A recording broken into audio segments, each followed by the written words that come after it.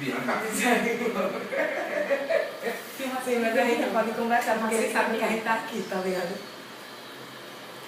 A gente pode conversar, porque eles sabem que a gente tá aqui. Se a gente conversar, ele vai achar mais estranho ainda. Meu Deus do céu, né?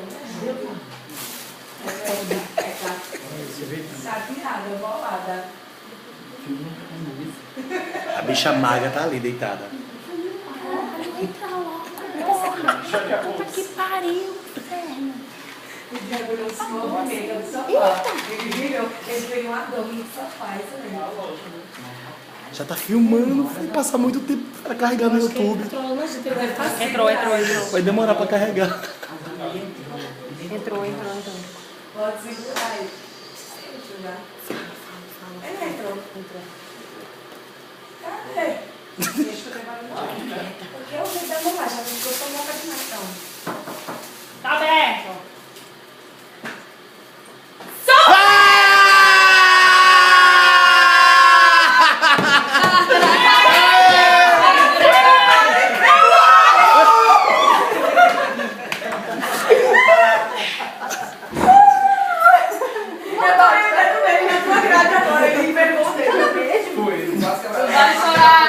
Não vale chorar.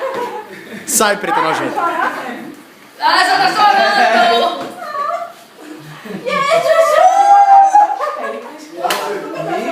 E foi assim que ele foi dormir de couro quente.